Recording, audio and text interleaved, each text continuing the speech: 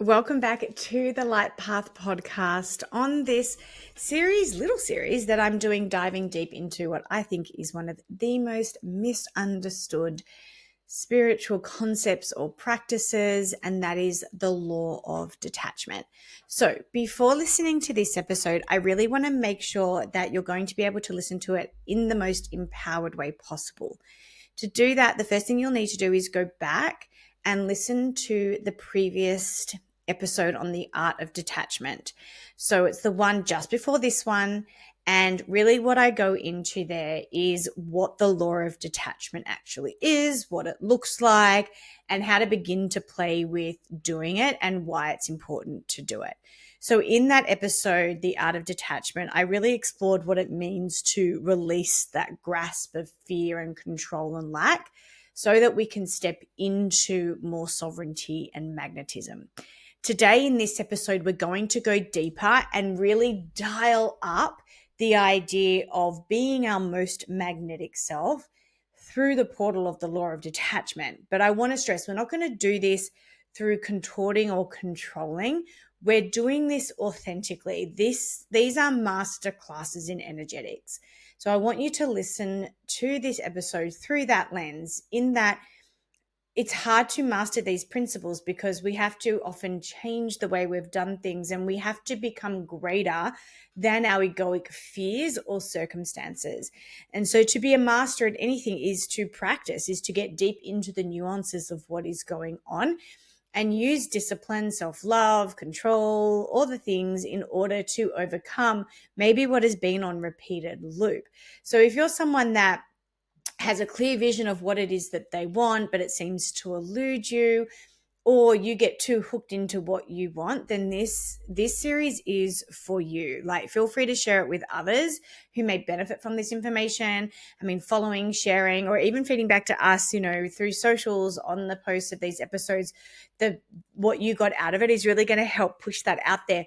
If one more person gets to hear it and they feel empowered by something that is discussed here, then that is just so amazing, because the more empowered we are, the more sovereign we are, the more magnetic we are, then the more we can all vibe off of each other in a much more productive and basically just more enjoyable way.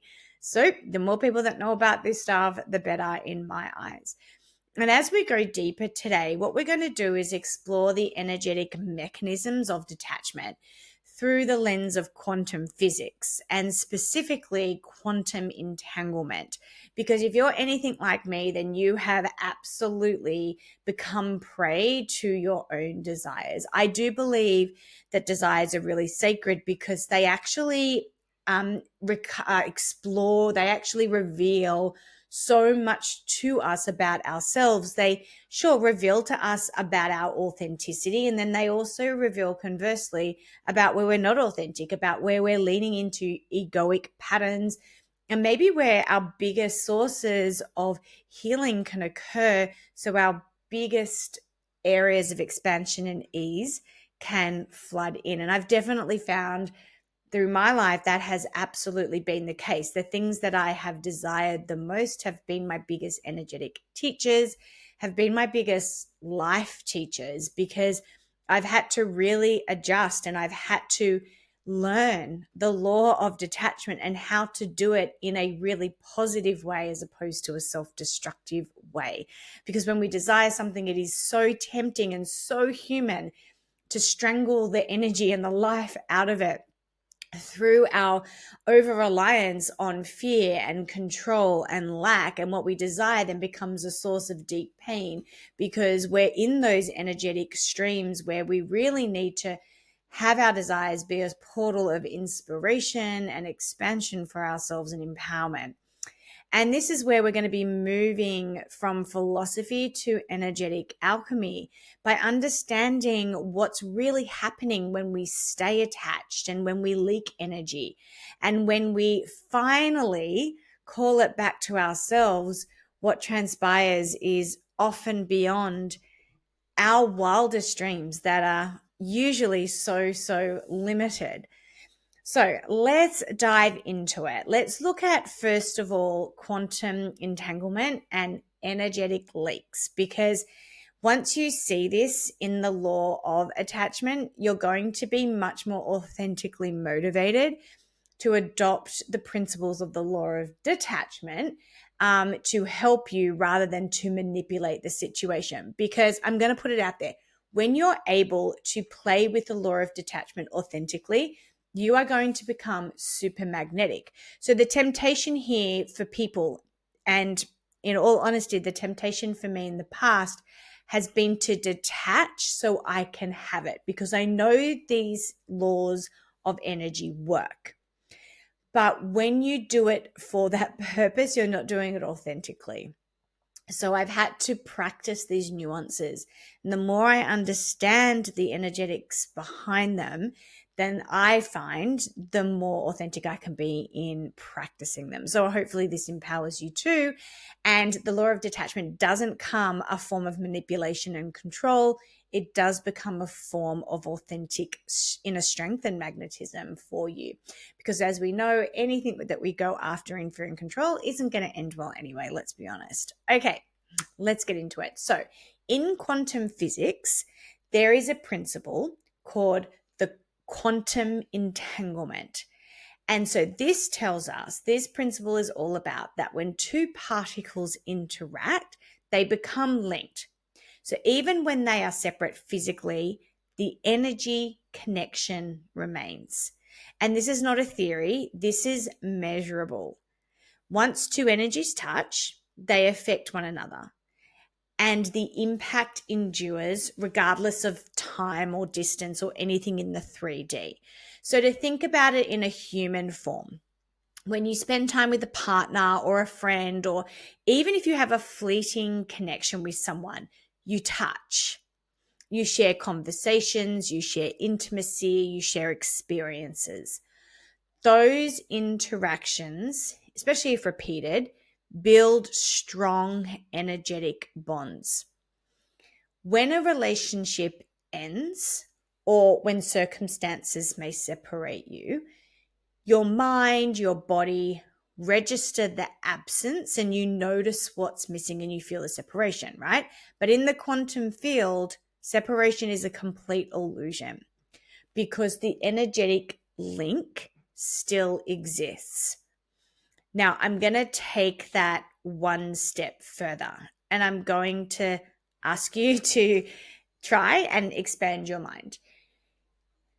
That one step further is when you have a desire for something, someone, some circumstances, or some place, you have a desire. You may not have physically come into contact with it, but as we know, everything is energy.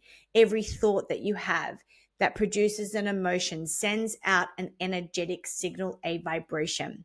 Hence, you are attached to it in the realm of quantum physics.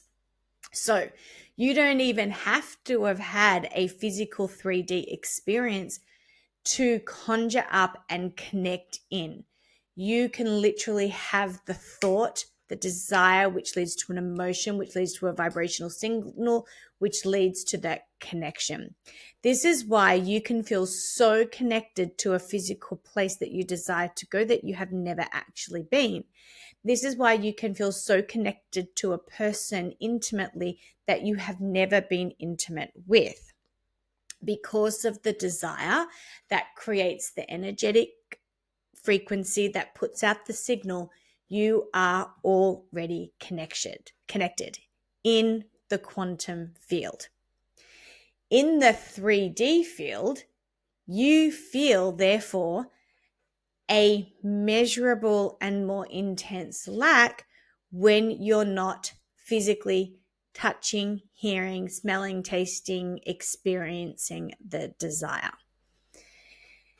So sit with that and think about it in your own experience and try to apply it to something in your own life so that you can kind of get your head around it. Remember, we are so programmed to be so 3D, but we know that anything that is created in the 5D first and then becomes a 3D solidified experience, if that is what is meant to be, and everyone in it is in agreement.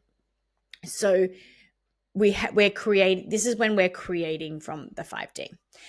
Like that beautiful Savage Garden song, I knew I loved you before I met you. Okay, so that experience was created in the 5D, and then it is just played out in the 3D. Okay, so let's talk about, therefore, when we notice what's missing and feeling this separation, we enter into energetic leaks through the focus on that separation. And here's where it gets a little bit tricky. So every time you think about the desire, that person, that job, that money, that friendship, that house, that car, that place, any desire that you don't yet physically have in the 3D, what you're doing is projecting energy outward into the field of that thing. It doesn't matter whether you're reminiscing, whether you're worrying, whether you're analyzing, or whether you're hoping. Your focus is sending energy out from you. This is what I call energetic leakage. Okay. Now, part of the desire is knowing what it is that you want. So I understand when people feel conflicted or confused with this, because on one hand, in alignment practices, we're talking about manifestation. We're talking about cultivating the feeling that this visualization or idea of what we want conjures up in us, and that's a really healthy thing. But it's very easy to tip over into energetic leakage when we're visualizing and feeling, and then we are struck by the energy of the lack of it. Go back to the previous episode because I talk about this. I address it in that fine line between attachment and detachment when it comes to thinking, visualizing, meditating upon the thing. Okay, so go back to that bit in that episode if your head's not quite there yet. But if you kind of understand what I'm talking about in not tipping over into attachment, then you won't be in energetic leakage, because energetic leakage, when we're doing it, is weakening our own energetic signal, our vibration, and our aura. So instead of strengthening ourselves, we're actually feeding our field with something that is missing. We're feeding our energetic signal with lack.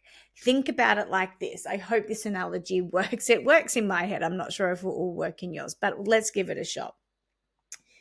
It's like when someone says when they have had a few drinks that their true self comes out, okay? So we can almost be like addicted to the visualization or the feeling of it, and it's not untrue. Like maybe their true thoughts do come out when they're drinking, but think of it like that, like the obsessive energy over what we want. The attachment can be like that drug or like that mind-altering alcohol. It's actually draining us because we're not detached enough and linked into ourselves enough to understand what this desire and the energetics of it are really trying to teach us.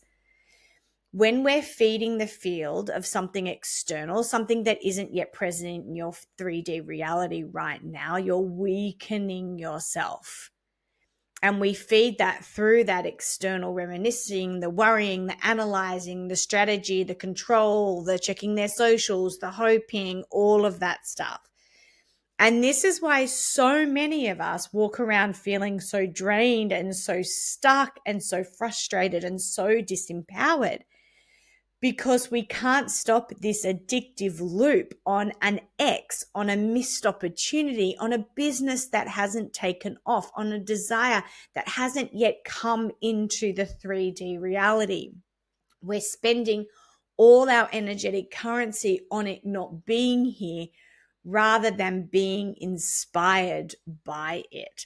So this is where surface level versus authentic detachment comes into place, because there's a huge difference in it. So we must I guess, understand that when we are not really, when we realize that, okay, we're energetically leaking here, we're too into attachment to this desire.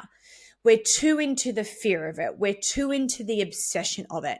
We're too into the idea that I shall only feel fulfilled if that comes to fruition. And more importantly, I can only be fulfilled when it comes into fruition. So I'm hyper focused, I'm hyper aware, I'm hyper fixated on time. I'm asking the when's it going to happen questions, all those things, all those questions that all of us have asked, all those questions that actually all of us continue to ask. They're just a signal that we're too attached, right? We're gripping too tightly. We're not allowing the energy to flow. So we'd be really motivated into coming into authentic detachment. But we have to talk about what's authentic and what is not, because there is a difference to pretend detachment and authentic detachment.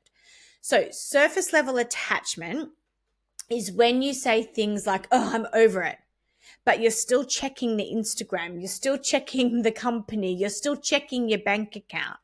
Like you claim that you don't care, but on the inside, you're still waiting, you're still hoping, and you're still obsessing. Like I am there so often that this nuance is a big sign for me. This is where I have to use my discipline to go into authentic detachment, because authentic detachment is when your focus truly shifts, or really honestly shifts back to you, that you're no longer wondering what they're doing. You're no longer wondering how it's playing out. You're no longer wondering how it's going to play out, if that person will contact you, get back to you, text you, or when the outcome will happen. So they're the key signals of how to know where you're in inauthentic or authentic detachment. Because here's the truth.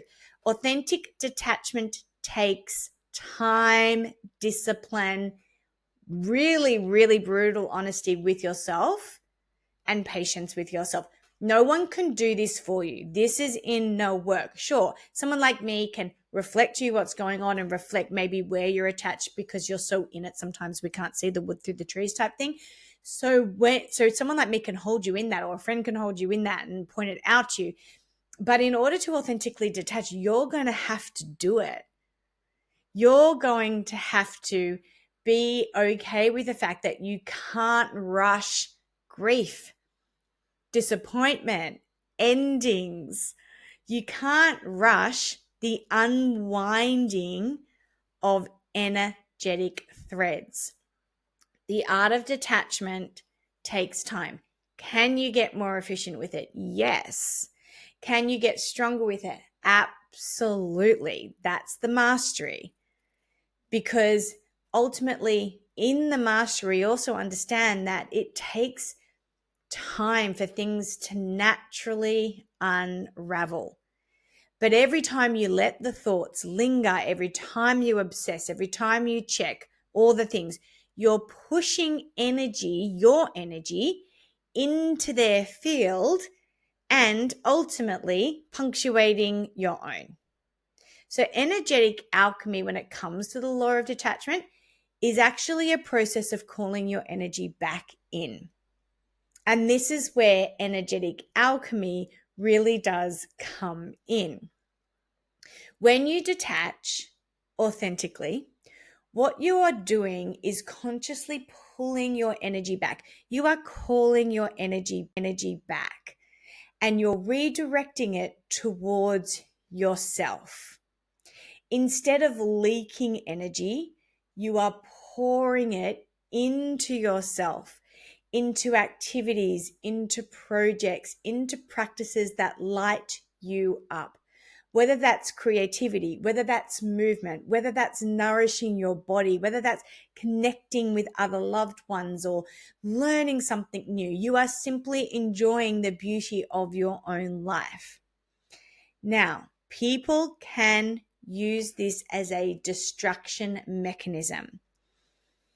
And that isn't the most healthy thing to do. What we're wanting to do is we're wanting to do this in our own sovereignty. We're wanting to not get to the place where we're like, I really want that job. I'm going to distract myself by applying to other jobs or reading this book, or so I try not to think about it, or that person that may have broken up with us or that hasn't committed to a relationship to us yet.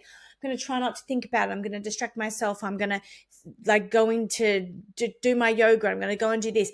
And that's when sometimes self-care and self-help can feel really inauthentic, because you're not there yet. You haven't understood what we're talking about here. But now you're hearing these words, hopefully you understand that slight nuance of going, oh, actually, I realize I'm in deep attachment here. I'm in obsession. Maybe I'm in limerence for something. I'm in a state that isn't psychologically helpful, nor is it energetically healthy. My desire is now draining me.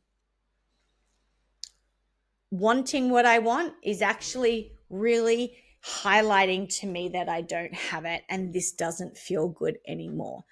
The desire is not inspiring me. The desire isn't connecting myself to myself more authentically. The desire is now hurting me. And so I have to make that sovereign, wise decision to energetically alchemize by actively calling my energy back as a radical act of self-love and self-care. Just like eating your broccoli. Now, if Chargill Charlie's chips did not make me unhealthy, trust me, I'd be eating them every single night, but I don't. I have to access and practice my own sense of sovereignty and discipline to only have that food occasionally, because even though it's so good, it's not great for me. And so I have to eat my broccoli. So sometimes energetically, we have to eat the broccoli. And I think that you can understand why I have such a problem with manifestation techniques that just focus on things like visualizing, believing it will happen, acting as if. All of those are really great and empowering tools if they're used correctly. But if we use them incorrectly, which most people honestly do, we are literally playing Russian roulette with our energy, and we are leaking all over the place. So when we make that sovereign choice to call our energy back, we do that out of a deep sense of self-love. We don't do it to get what we want. We don't go, oh, I'm strangling it. If I pull it back, then I'll get it. No. Oh, I realize I'm strangling it. I'm going to pull back because I miss myself. And because the only way I can truly have anything that I want is by magnetizing it to me as my best self. Because anything I get out of struggle, out of fear, out of lack was never mine to begin with, and it's never going to end well. So I'm calling my energy back as a loving act to myself and to the thing that I desire. Because anything that I truly love, that I desire, actually, I don't want to strangle. I don't want to suffocate with my energy. And so when you begin to do this, when you begin to pour back into yourself, when you begin to spend quality time with yourself, when you begin to have the daily rituals and habits of things that light you up, when you do the things that make you feel good and like yourself, something powerful begins to happen. Your auric field, your energetic signal begins to repair. Picture like your aura as a beautiful, luminous bubble surrounding you. Every moment of authentic joy and self-nourishment and creative expression that you engage in adds color and vibrancy to it. And over time, it becomes more radiant, it becomes stronger, and ultimately it becomes magnetic. And every time you focus on what you don't have, every time you check your bank account to see if there's more money in there yet, every time you focus on the scarcity or the lack of love, every time that your desire turns you into a slave of what you don't have, that aura dulls.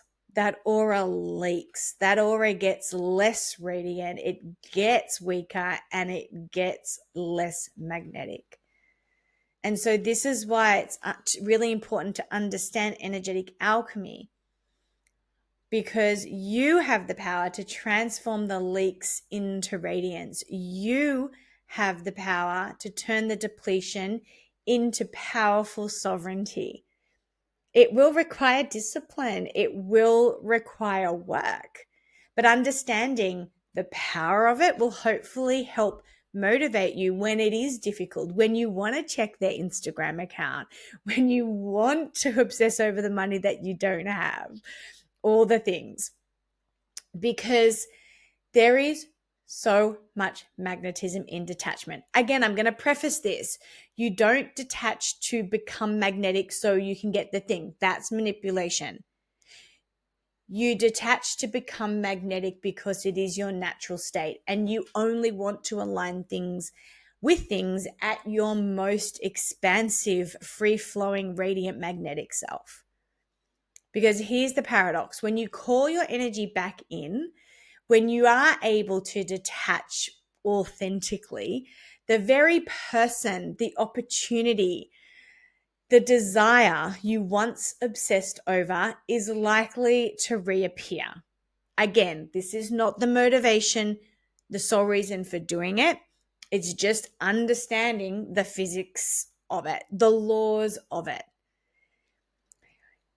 Haven't you done this? Even if you haven't experienced this yourself, you've seen it in other people. The moment you get over them, the moment you move on, they call. The moment you're happy, you're thriving, they call, and they are trying to, what seems like, suck you back in. The moment you give up trying for the baby, somehow couples magically fall pregnant. When you stop looking, you find them. When you focus on another job opportunity, the job opportunity that you always wanted or something even better, somehow magically seems to appear or reappear. Why? Because they feel the absence of your energy. Like I said at the beginning, you have to understand that we live in a world of energy. So whenever you put out an energetic signal, you are connected to that person, that thing, that desire. You are. Physically or metaphysically, doesn't matter. Works the same. So when you call your energy back, when you disentangle energetically, they feel your absence of your energy. They've been unconsciously fed by it. Now there's a void. So look at it in terms of a relationship. You are separated from a person and you can't stop thinking about them, wondering about them. Why did they break up with me? How did this happen? You're constantly maybe fantasizing about them. Maybe you don't even know them that well, but you've pedestaled them. You're in love with the fantasy of them, and none of this is grounded in reality. But those energetic currencies, they are flying, right? And they are alive. And then when you authentically begin to detach, they feel it because they were being fed by your beautiful, loving, excited energy. So here's the difference. When they return, you're no longer, hopefully, if you've done it authentically, you're no longer dependent on them. You're full, you're sovereign, and you get to choose whether to interact with that thing from a place of power and whether or not you actually do want to engage with them. I recently had a friend and she's just been through this. Was broken up with by someone that she really liked, and she was so upset and spent that time in grief, and eventually met someone else. And of course, as soon as she did, the old guy reached out. And because it wasn't authentic detachment, because she actually hadn't done the work, she got really confused, really flummoxed, and drawn straight back into it. And this is why none of this is about manipulation or tricks with them or with yourself. It's not about getting someone back or forcing an outcome. It's about an authentic reclamation of your own energy and honoring your sovereignty and living from wholeness rather than depletion. Because when we do that, we become really discerning. When we do that, when we are the sovereign alchemists of our own energetic field, when we take that job seriously, even when it requires discipline, even when we don't want to, because we might want to still obsess over them, we might want to be thinking about them, but when we authentically do it because we know it's the most healthy thing for us, we then come from a place of discernment. So here are some practical steps for this type of energetic alchemy. All right. Ground yourself. I said this last time in the last episode. Anchor into the present moment.